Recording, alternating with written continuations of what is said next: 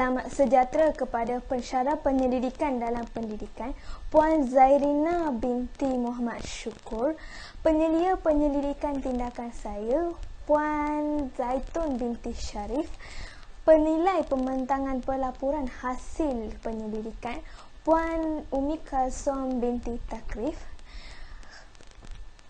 Saya Kirtana anak perempuan Ravintaren dari Unit Pendidikan Awal Kanak-kanak sebagai pembentang ingin membentangkan tajuk penyelidikan saya, iaitu Inovasi Digital C² plus FC meningkatkan kemahiran membatangkan suku kata KV-KV.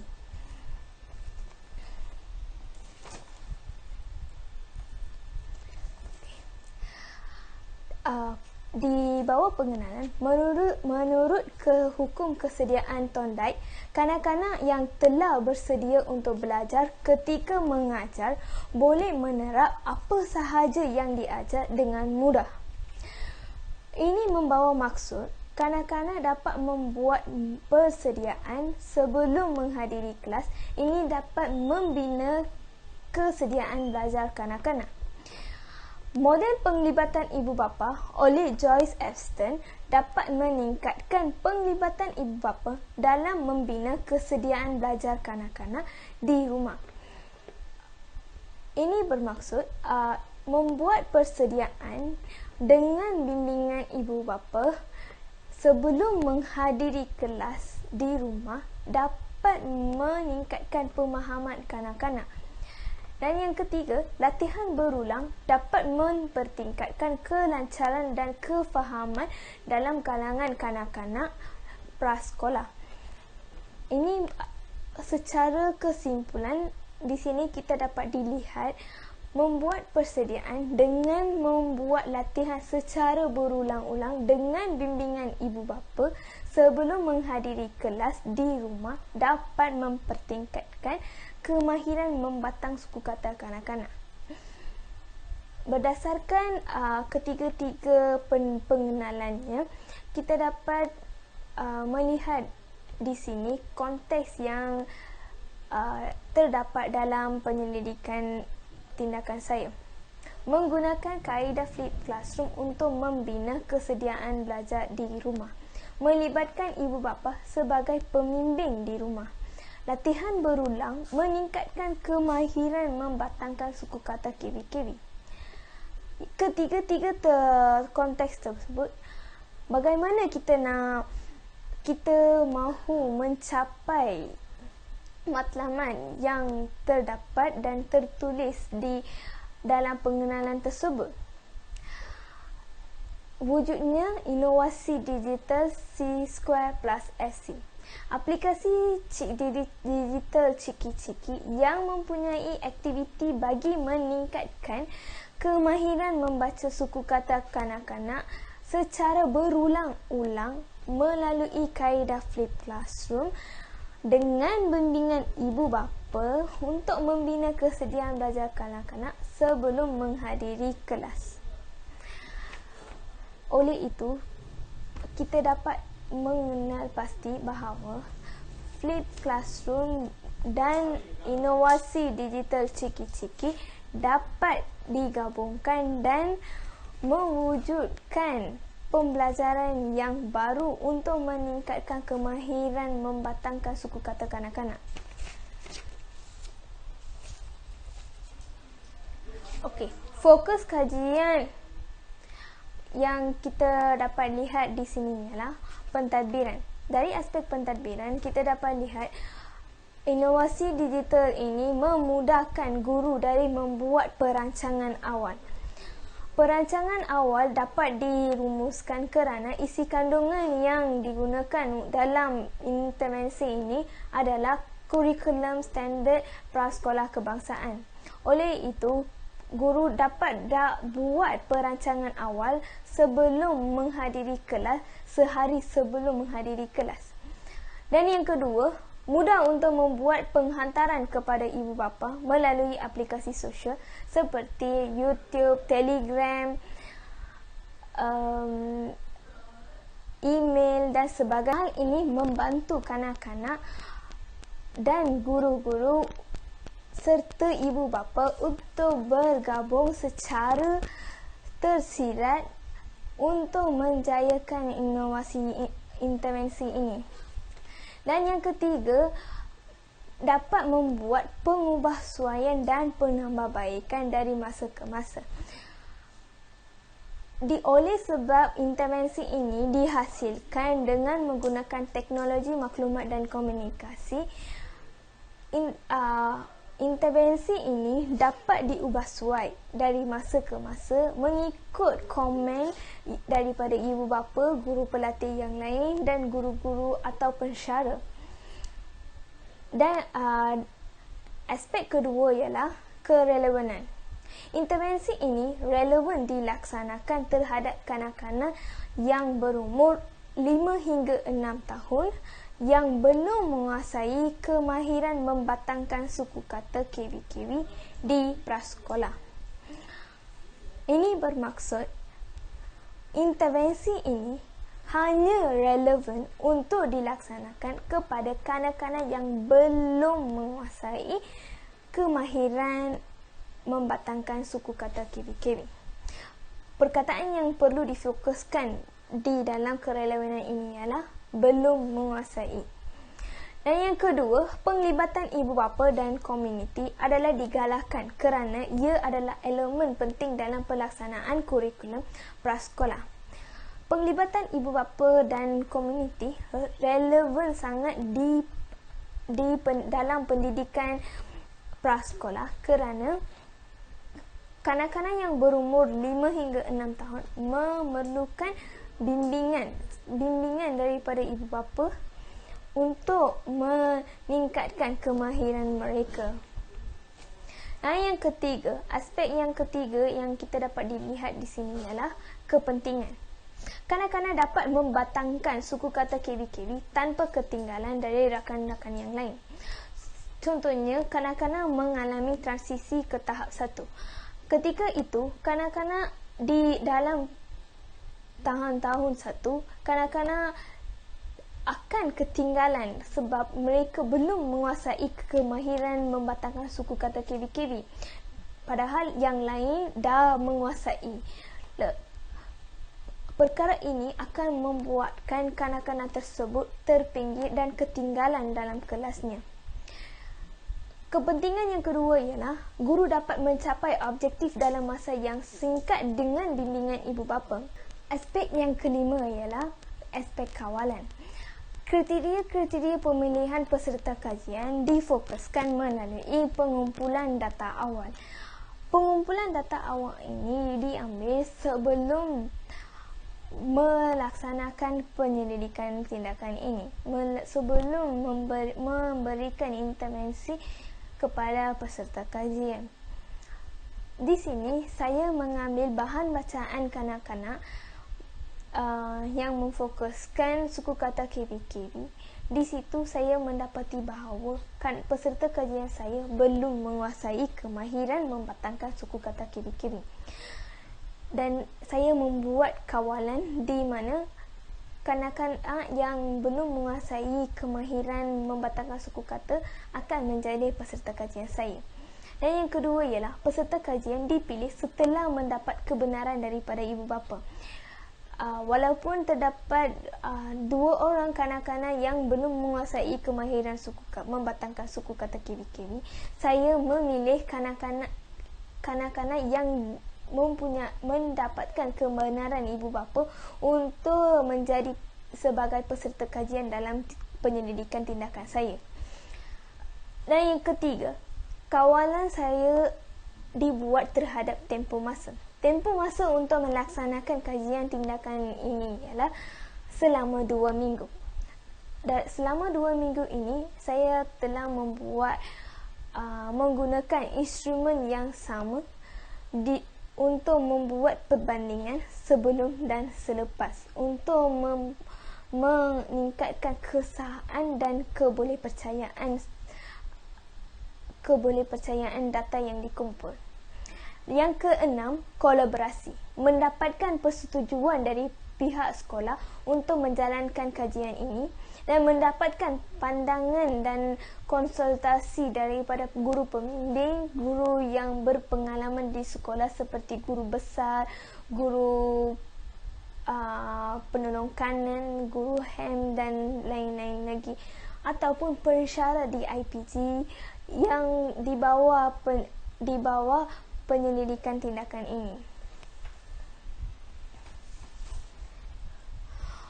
Di sini seterusnya kita akan melihat pada objektif dan persoalan kajian. Objektif kajian saya ialah memperbaiki amalan guru melalui inovasi digital C² plus FC bagi meningkatkan kemahiran membatangkan suku kata KW-KW kanak-kanak.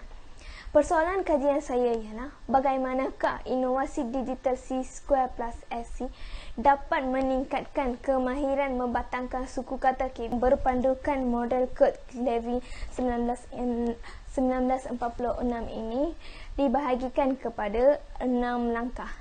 Dalam langkah 1, kita perlu mengenal pasti aspek amalan. Melalui mengenal pasti aspek amalan, saya dapat membantu kanak-kanak membatangkan suku kata KW-KW. Dan yang seterusnya, dalam langkah 2, saya telah merancang tindakan. Saya telah merancang intervensi inovasi digital C² plus FC dan cara mengumpul data melalui kaedah pemerhatian, temu bual dan analisis dokumen dan cara membuat refleksi. Dalam langkah yang ketiga, melaksanakan tindakan. Intervensi inovasi digital C² plus FC digunakan dalam kajian ini untuk membantu kanak-kanak membatangkan suku kata KW-KW dan memperbaiki amalan guru. Langkah kedua ini dibahagikan kepada 2 bahagian. Bahagian 1 ada dilakukan di rumah dan bahagian kedua dilaksanakan di kelas. Di rumah, kanak-kanak akan menggunakan intervensi inovasi digital C² plus FC di rumah dengan bimbingan ibu bapa untuk belajar membatangkan suku kata KW-KW. Di kelas pula, pendidik akan mengadakan aktiviti membatangkan suku kata KW-KW secara individu. Kanak-kanak akan membatangkan suku kata KW-KW di kelas. Dengan ini, guru dapat mengenal pasti kanak-kanak yang sudah menguasai kemahiran membatangkan suku kata dan kanak-kanak yang belum menguasai suku kata. Dan dalam langkah yang keempat, memerhati kesan tindakan. Bagi memerhati kesan tindakan, saya kena memerhati cara mengumpul dan menganalisis data untuk mendapat kesan dan memerhati bagaimana intervensi inovasi digital C² plus FC membantu kanak-kanak. Setelah itu, dalam langkah ke-6, saya akan membuat refleksi, mengemas inovasi digital. Dalam tindakan mengemas inovasi digital, saya akan memperbaiki dan mengubah suai inovasi digital saya berdasarkan komen-komen yang saya dapat daripada ibu bapa, guru dan pensyarah yang melihat intervensi ini. Jika refleksi, selepas membuat refleksi, saya akan merancang balik tindakan saya dan melaksanakan tindakan tersebut dan memerhati kesan tindakan dan membuat refleksi dan semula. Proses ini akan berulang-ulang sehingga saya mencapai objektif yang saya telah nyatakan tadi.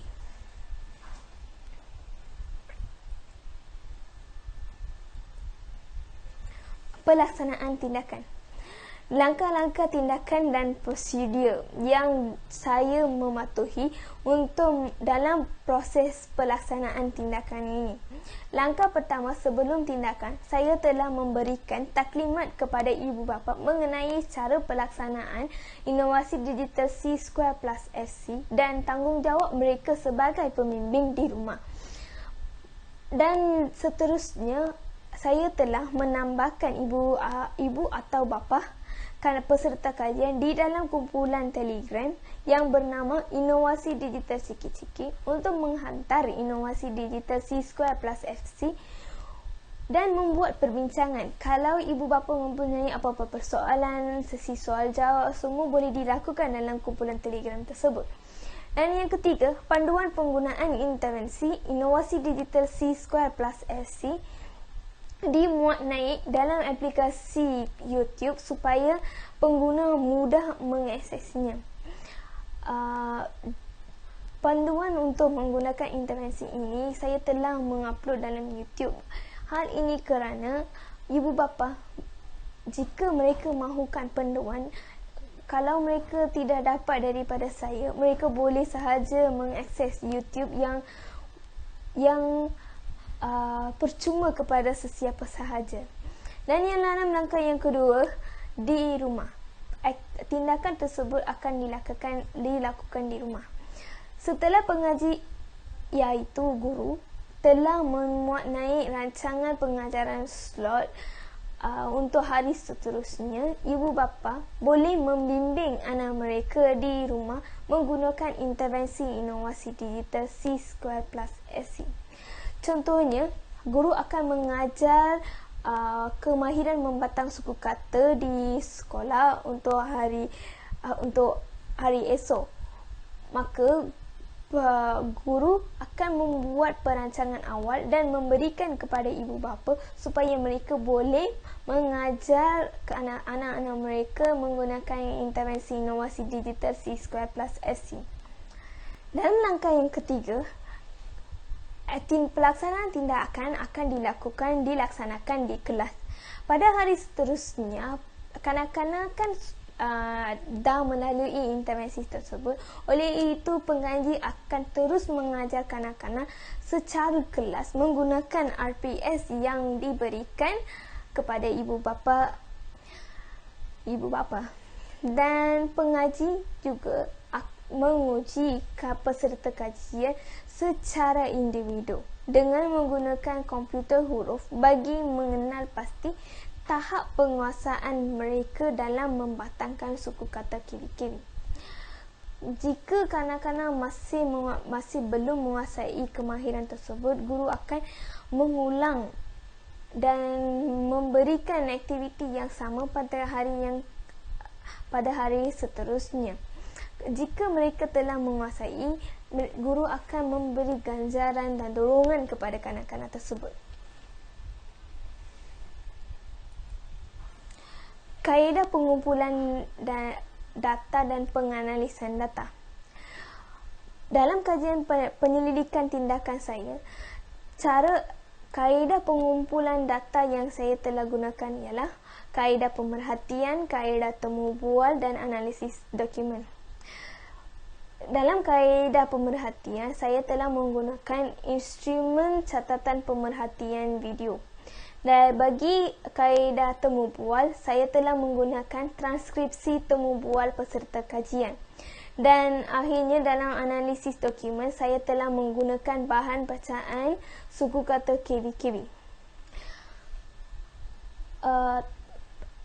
Pengumpulan data pemerhatian dan temu bual telah dianalisis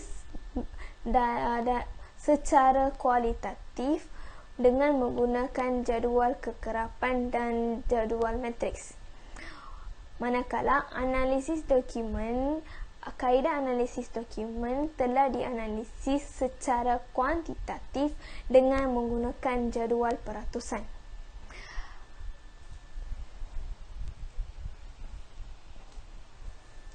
Bagi menyemak data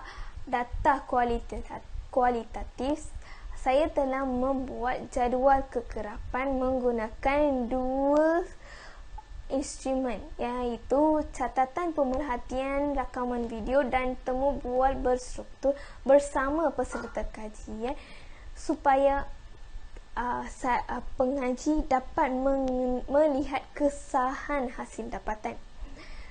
Dan kedua-dua data tersebut dikumpul sebanyak 3 kali untuk melihat konsistensi hasil dapatan yang dapat meningkatkan kebolehpercayaan. Dapatan kajian bagi instrumen yang dikumpul secara kualitatif. Tema bimbingan ibu bapa. Dalam catatan pemerhatian peserta kajian, tekan slide lagi seterusnya dengan bimbingan ibu bapa. Ibu pula memuji anaknya dengan menggunakan perkataan wow dan very good.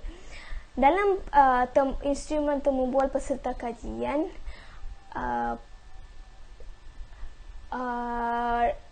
peserta kajian telah mengatakan, ibu saya membantu saya untuk buka. Maksudnya ibu peserta kajian telah memberi dorongan kepada dan bimbingan kepada anak untuk mengakses inovasi digital tersebut yang diberikan. Ibu saya tengok saya baca. Di sini kita dapat lihat ibu menjalankan peranannya sebagai pemerhati. Rumusannya, ibu bapa membimbing anak mereka untuk mengakses inovasi digital. Dan yang kedua, ibu bapa berperanan sebagai seorang pemerhati dan pendorong. Tema ini juga disokong oleh dapatan kajian Wilson dan Loningen 2019 yang mengatakan bahawa penglibatan ibu bapa sebagai penyumbang, pemerhati, pendorong dan pembimbing utama terhadap asas pemunculan literasi kanak-kanak pada peringkat awal kemunculan literasi sebelum kanak-kanak melangkah ke sekolah. Oleh itu, bimbingan ibu bapa dapat dilihat melalui pelaksanaan kajian tindakan ini dengan menggunakan intervensi inovasi digital C²+SC. Dan tema yang kedua ialah latihan pengulangan. Dalam catatan pemerhatian, peserta kajian menyebut semula. Dan peserta kajian juga mula mengulang suku kata dengan pantas. Ini menunjukkan peserta kajian membuat pengulangan dan pengulangan tersebut menjadi cepat dan pantas. Dalam temu bual peserta kajian, kita dapat dilihat bahawa peserta kajian menyebut komputer itu sebut selepas saya dan saya sebut selepas itu. Saya baca di rumah. Kedua-dua frasa ini membawa maksud kerana peserta kajian membuat pengulangan di rumah dan membuat yang keempat ialah pembelajaran kendiri. Dalam catatan pemerhatian, frasa yang menunjukkan peserta kajian mempunyai pembelajaran kendiri ialah ibu ini bola yang ada di sekolah. Peserta kajian menunjukkan 3 dengan menggunakan jari. Dan peserta kajian juga tekan slide seterusnya tanpa bimbingan ibu. Mom, what is this?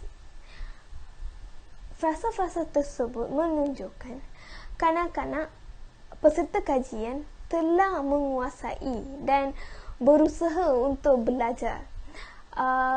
Dalam frasa ketika peserta kajian tekan slide seterusnya tanpa bimbingan guru, di sini kita dapat dilihat bahawa peserta kajian telah menguasai sesuatu yang baru dan berusaha untuk membuat tanpa bimbingan ibu bapa. Dan peserta kajian juga mempunyai unsur-unsur yang mengemukakan soalan kepada ibu bapa. Sebelum ini, peserta kajian tidak mengemukakan soalan yang banyak kepada ibu bapa, manakala sekarang peserta kajian tersebut telah mengemukakan beberapa soalan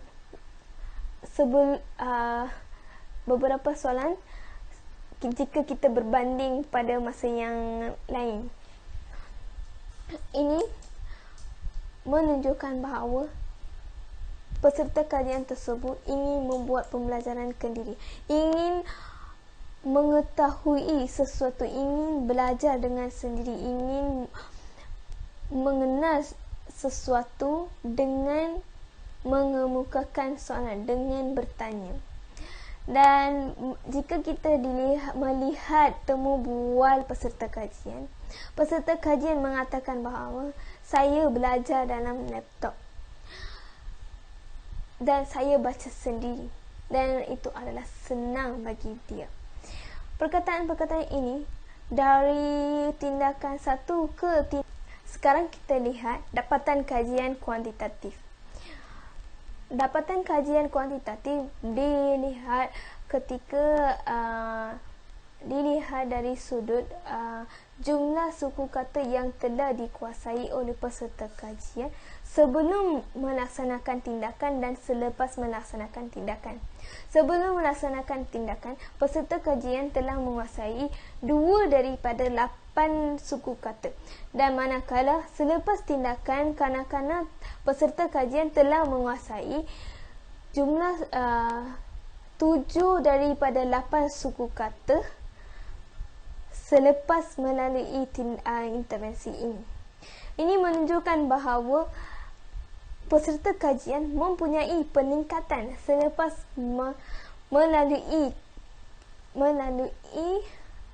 intervensi inovasi digital C² plus FC bagi meningkatkan kemahiran membatangkan suku kata KV-KV.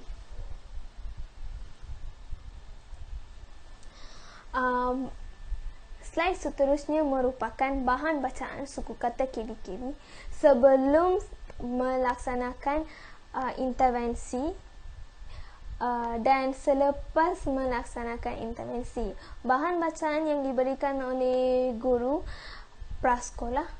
Ketika masa tersebut, peserta kajian saya dapat menguasai 3 suku kata sahaja. Manakala selepas melalui intervensi, peserta kajian saya dapat membatangkan suku kata yang lalu. Hampir semua suku kata peserta kajian dapat menguasai. Refleksi.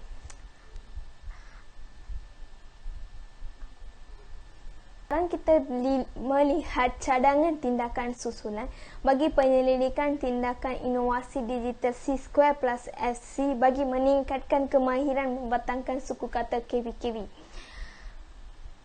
Intervensi ini boleh diperluaskan penggunaannya kepada mata pelajaran yang lain dengan menggunakan inovasi digital ini juga.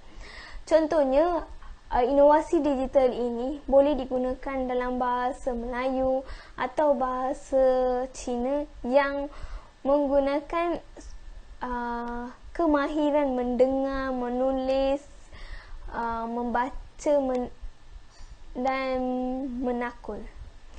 Dan cadangan tindakan susulan yang kedua ialah inovasi digital C² plus SC ini boleh dijadikan sebagai aplikasi yang dapat dimuat turun daripada Google Store dan Apple Store bagi memudahkan semua pihak, iaitu guru, ibu bapa dan kanak-kanak untuk mengaksesnya. Dengan ini, pihak yang menggunakan inovasi digital ini akan bertambah dan mendapat manfaat yang sangat baik daripadanya. Penggunaan cadangan tindakan susulan yang ketiga ialah penggunaan inovasi digital ini boleh digeneralisasikan untuk murid pemulihan di arus perdana dalam mata pelajaran bahasa Melayu. Hal ini kerana intervensi ini juga sesuai bagi murid pemulihan kerana tahap yang digunakan dalam intervensi ini adalah tahap lemah dan sederhana. Maka intervensi ini sesuai bagi murid pemulihan di arus perdana.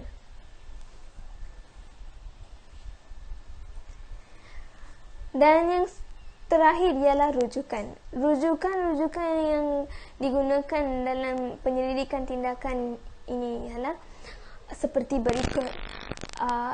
kebanyakannya adalah daripada jurnal, buku, buku-buku panduan, buku-buku kajian penyelidikan dan sebagainya. Sekian, terima kasih.